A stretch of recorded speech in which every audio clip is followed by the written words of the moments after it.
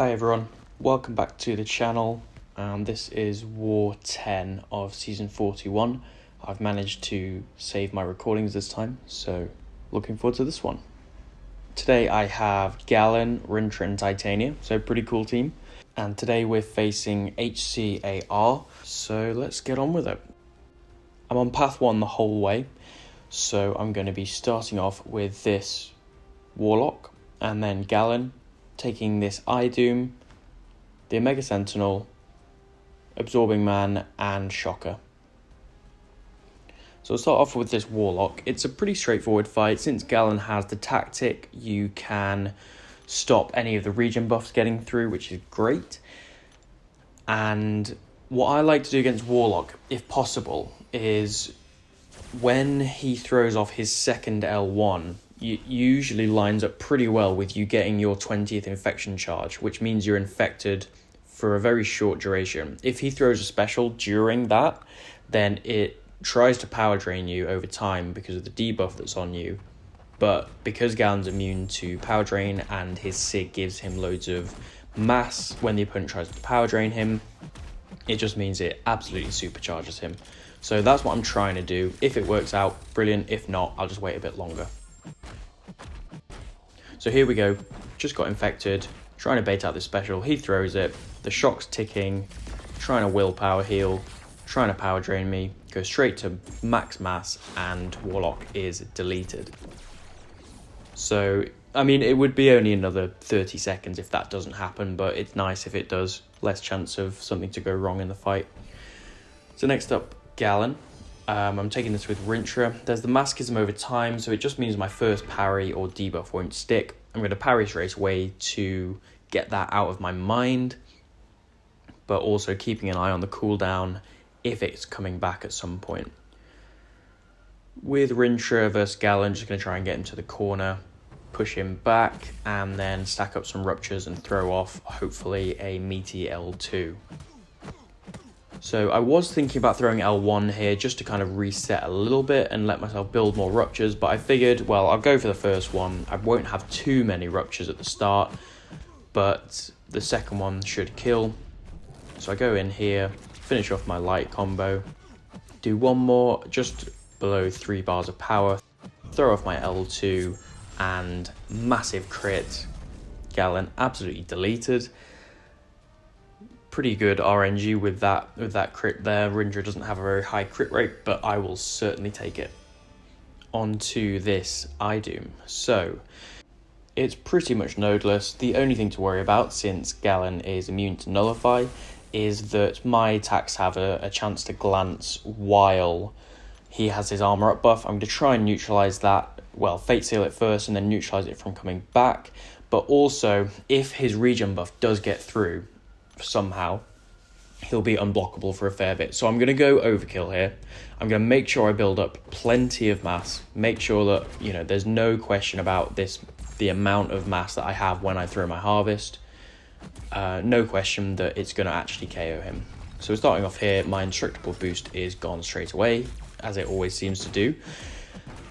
And I'm just going to be building mass, baiting out L1s. I should really throw off my L1 pretty soon in this fight, so I get more unique buffs. It means that while you're baiting specials, special 1, it means his aura of iron won't even trigger.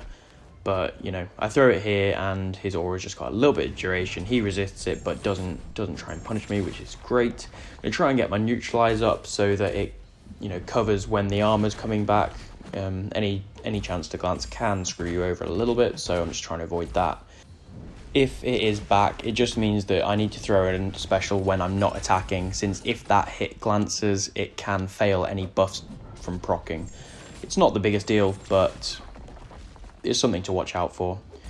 So now I'm just building up my mass a little bit more. I think I can probably go for it soon, but here my parry fails. I didn't get it there in time, and I take a combo, try and outrange him so that I don't get slapped, which would be bad.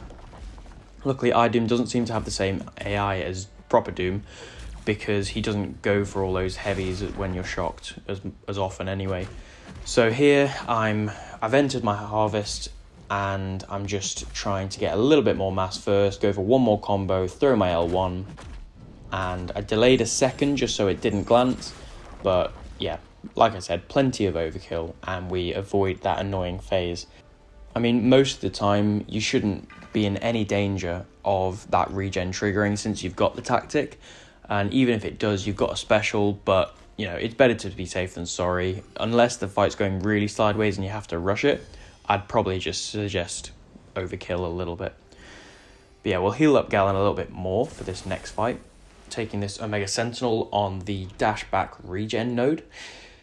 The fight should really be over by the time any of those regens trigger enough to make her go unblockable, but, you know, I'm going to avoid dashing back where I can. Obviously, it's inevitable in this fight a little bit, and Omega Sentinel has a low health pool, so overall it doesn't matter too much. The one thing with Galan in this tactic, it actually makes it a little bit harder to fight Omega Sentinel because you're obviously failing her armors from triggering and reduces your ramp up a little bit.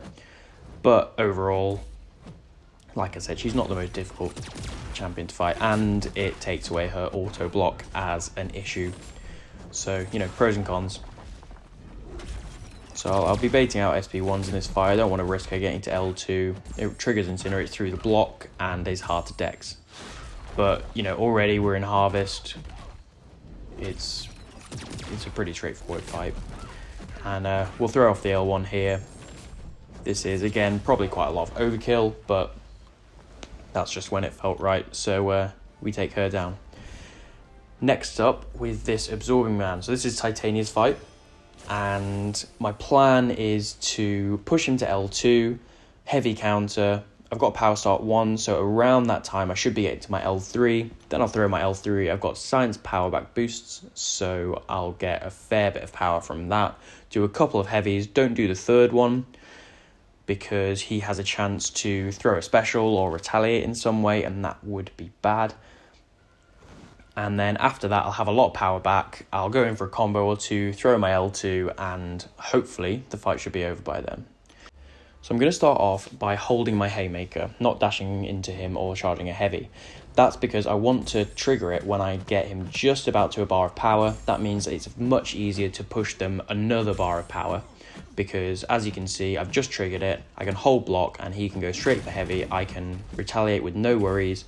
I get him to his 2 bars of power, bait it out, dash back, heavy counter, and I'm right at my L3, just as planned. So I'm going to throw this, go for my 2 heavies, see where I am in terms of power, see how he is in terms of health. I see that does a ton of damage, and these next 2 heavies take him very low. So I just go in for my L2. I'm unblockable, so he can't avoid it, and that just takes him down the rest of the way.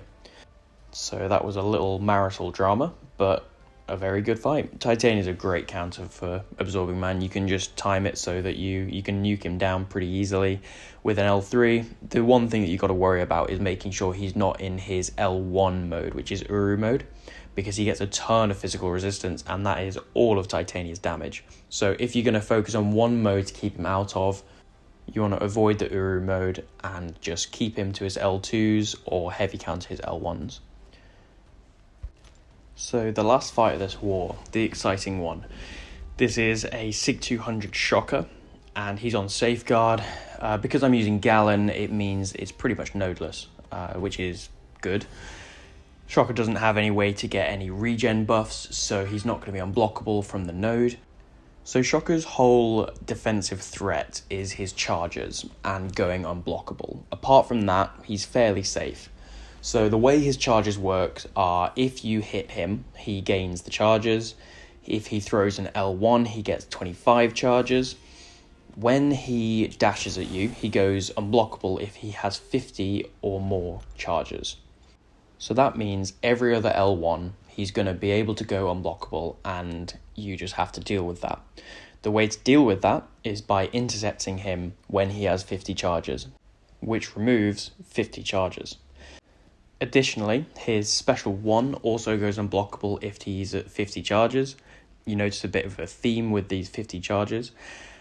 And it lingers a little bit after his special 1 animation, and it means that if you are quick enough, you can go in and punish him, But in my testing and in my dueling, I found a lot of the time I was getting parried. So I told myself I would only do that if I was in Harvest and therefore stun immune. It is also a little bit easier if he's in the corner, as there's less distance to travel. But again, just to be safe, I would probably suggest just stick to intercepting him when he's at 50 charges. It's a lot safer. Another thing is that Shocker reduces stun duration, so he's pretty much stun immune. You're not going to be able to fit a parry in and hit him. So in this fight, I'm just going to be baiting heavies or intercepting. And the last thing to note is that Shocker's signature ability lets him throw his first special one in the fight twice. His first special one costs no power if he's at max sig, and this is. So that's just something else to watch out for. His special one is one instant hit, so sometimes if you dash back and he throws it during that dash back, it can catch you. So again, watch out for that. That's why I've got an invulnerability boost on, so that if it does catch me, I'm not going to eat the whole thing. And with all that said, let's go into the fight.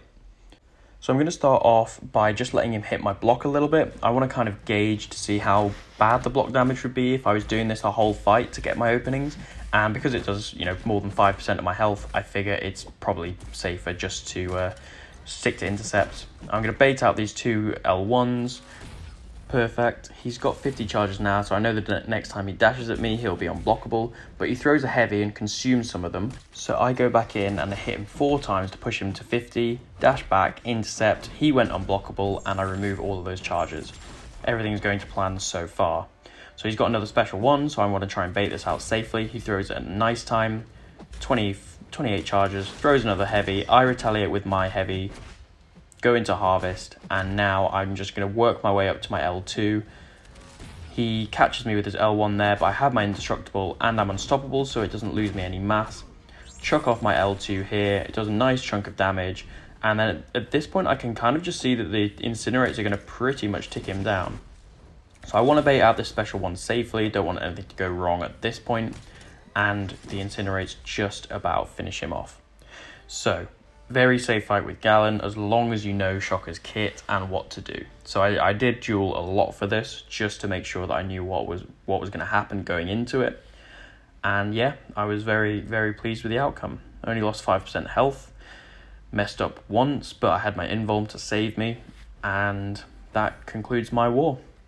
So very happy with that one. As for the result, unfortunately we lost this one.